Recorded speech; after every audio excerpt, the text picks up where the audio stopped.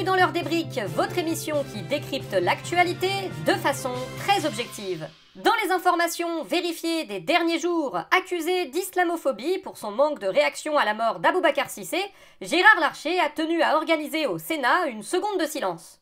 Congrès du Parti Socialiste, afin de détailler sa pensée politique, le premier secrétaire Olivier Faure a fait distribuer un manuel de préceptes à l'ensemble des adhérents, dénommé le Petit Livre Rose.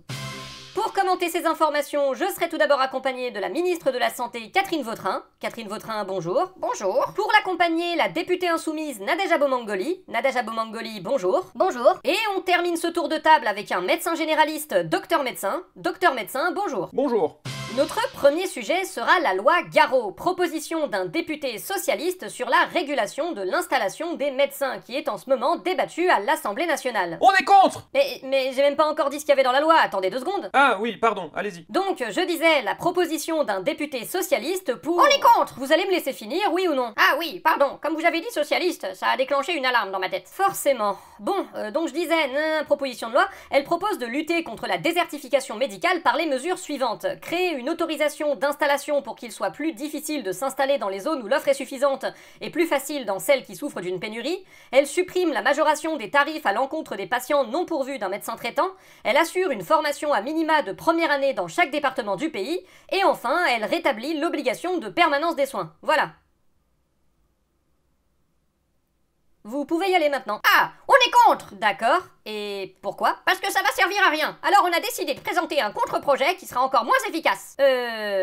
Ah, mais pourquoi? Parce que c'est notre créneau de proposer des plans qui changent rien au problème. On va pas laisser ça aux autres. C'est tout à votre honneur. Docteur médecin, votre avis? L'utilité de cette proposition de loi est comparable à celle de l'homéopathie. Ah oui, quand même. Et encore, au moins l'homéopathie a un effet placebo. Effectivement, mais la suppression de la majoration des tarifs, la formation dans tous les départements, l'obligation de permanence, c'est pas bien? Si, ça, oui, mais c'est pas ça qui nous fait gueuler. Oui, je sais, c'est le fait de limiter l'installation dans les zones les mieux dotées. S'ils s'étaient mobilisés contre la réforme des retraites de la même manière qu'ils se mobilisent maintenant, on aurait déjà fait la révolution. Eh oh, mauvaise langue. Désolé, mais c'était trop tentant. Bon, déjà, faudrait quand même rappeler à qui on doit ça, parce qu'à la base, dans les années 70, l'État a mis en place un numerus clausus pour éviter qu'il y ait trop de médecins, sauf que dans les années 90, ça a été baissé à un niveau stupidement bas. Non, parce qu'à l'époque, les boomers, ils étaient déjà nés, donc on pouvait déjà deviner vers quoi on se dirigeait. Certes, mais... Voilà, non, mais c'était juste pour dire que c'est les camps politiques qui nous ont foutus dans cette merde qui maintenant essayent de faire des lois de bout de ficelle pour se rattraper. Bah, ça va, on peut faire des erreurs. Des erreurs qui tuent les gens à cause des ruptures de soins. Oui, bah moi je m'en fous, j'en ai un de médecin traitant.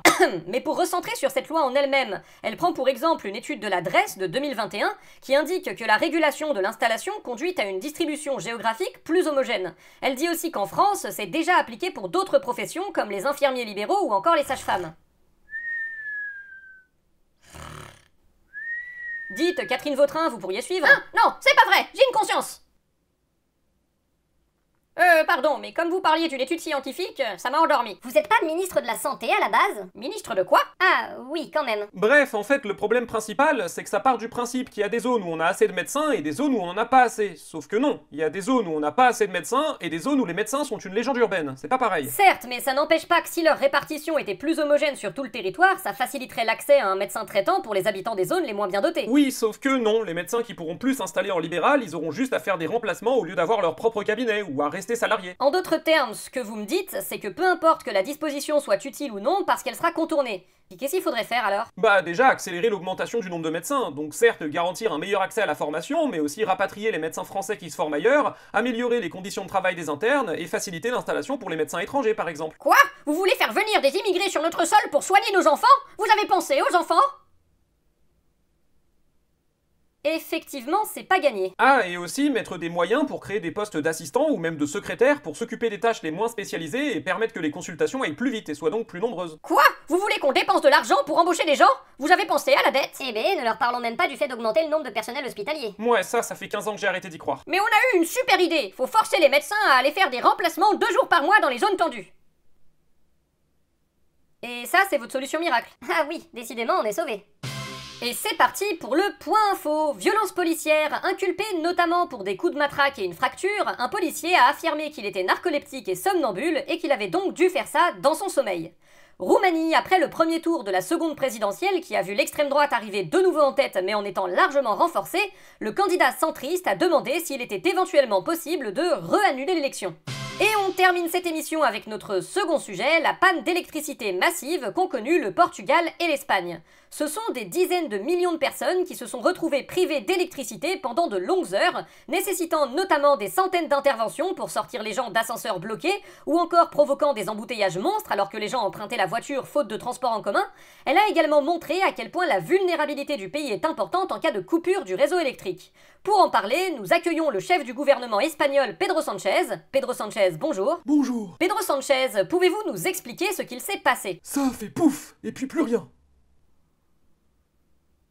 Et c'est tout? Bah oui, on n'a aucune idée de ce qui s'est passé. Dans le doute, j'aurais bien aimé dire que c'est encore un coup des droitos ou même des Russes, hein. Mais là... Oui, il y a même des gens qui accusent les énergies renouvelables d'être responsables de la panne. Ben voyons, et pourquoi pas le wokisme pendant qu'on y est? Bah oui, tiens, pourquoi pas le wokisme? Parlons-en. Elle est sérieuse? Je crois, oui. Et vos hôpitaux, ils ont tenu? Alors, oui, ils ont tenu. Pourquoi vous hésitez à ce point? Eh bien alors? Parce qu'il y avait bien des générateurs de secours, mais que très souvent, ces générateurs, pour les allumer, il fallait d'abord allumer un ordinateur. Ah! C'est ballot, hein. Oui, en effet. Bon, maintenant, j'imagine qu'une fois les causes identifiées, vous allez faire en sorte que ça ne se reproduise pas. Ouais. Qu'est-ce qu'il y a encore? Bah, on va pas se mentir, avec le réchauffement climatique et les chaleurs de plus en plus longues et fréquentes qu'on va avoir, des pannes comme ça, il y en aura sûrement d'autres. Bande d'amateurs, c'est pas chez nous que ça arriverait. Alors, au risque de vous décevoir, en France, avec le nucléaire omniprésent dans le mix énergétique, ça va totalement nous arriver. Mais non! De toute façon, qui vous dit qu'on va avoir des augmentations de température? Hein? Le réchauffement climatique, au fond, est-ce qu'il est vraiment si certain? Oh, en tout cas, ce qui est sûr et certain, c'est le déni du gouvernement. Nous vous souhaitons une soirée. À bientôt!